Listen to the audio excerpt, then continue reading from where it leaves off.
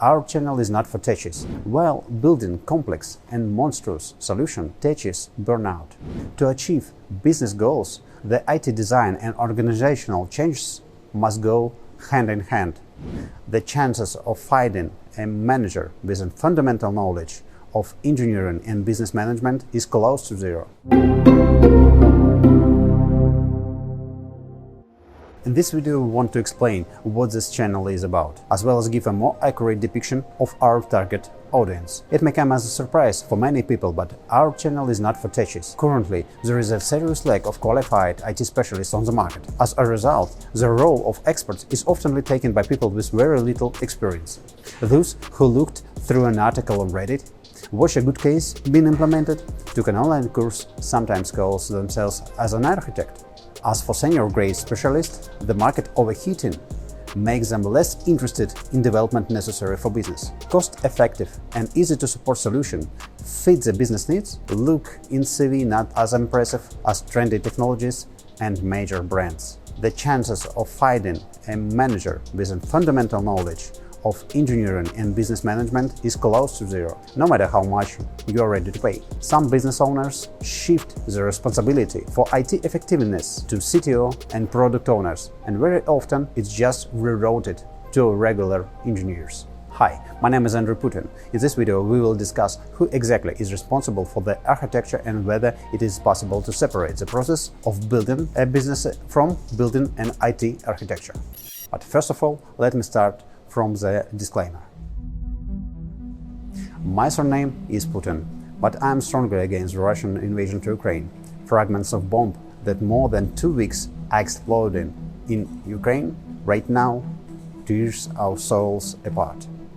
The current crisis proves once again how important it is to know history, how dangerous is an autocrat with an army, and how important democracy and education is. I don't support Vladimir Putin, nor ZDP. Nowadays in Russia, even the slogan "No to" falls under criminal law. But I cannot stay silent. I've been in IT more than 26 years, and our company was founded 8 years ago. During this time, we've advised dozens of companies. We implement IT-related process-based management, new HR processes, and our teams, whose sitting is over there, executed hundreds of mid- and enterprise-sized IT solutions. Every month, we check 1,000 candidates for various positions, with no more than 2 of them passing this final selection. And we can say for sure that we have a very clear understanding of what kind of expertise you can or cannot buy on the market. It often happens that C-level have a lack of fundamental knowledge of engineering and how it fits to business management. Developers are quite expensive and are usually interested in deepening their knowledge or studying some trendy technologies that makes their CV looks prettier. The company's strategy is poorly aligned with real IT project implementation. Software poorly aligned with each other. You expect technologies to increase revenue growth or cost reduction? Instead, you are facing cost increase, chaos in processes and loss of trust in managers. Engineers implement complex and expensive projects, while business is aiming to improve the processes. Additionally, nowadays it's not easy to talk with IT about business processes and goals. The market overheating make it almost impossible. You want to talk about processes and efficiency, but engineers speak with you about which color the button has to be. You're scolding me for underperforming business goals. I have painted my part of the fence very carefully, so I think I'll go to another company who's gonna pay me more. And it's a great chance to try the new brushes.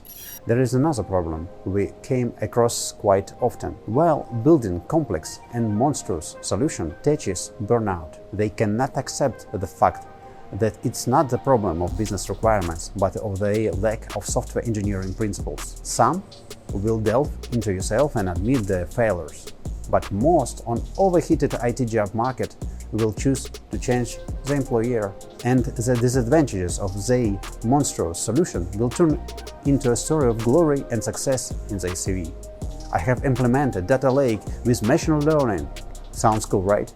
Meanwhile, for your company, it was a pure waste of time and annual budget, and eventually it ended up as data swan. But no one will mention it during the next job interview.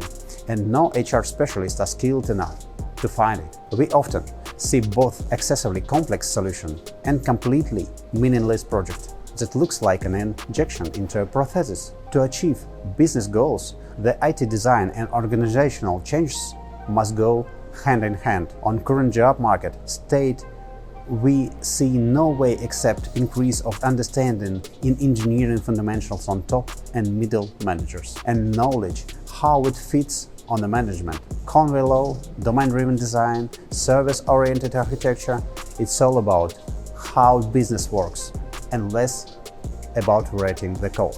Now anything can be classified as IT. There is no separate IT and no separate MBA. Business should understand the fundamental laws of software development, whereas techies should take the business strategy into account. If it sounds reasonable to you, hit subscribe button.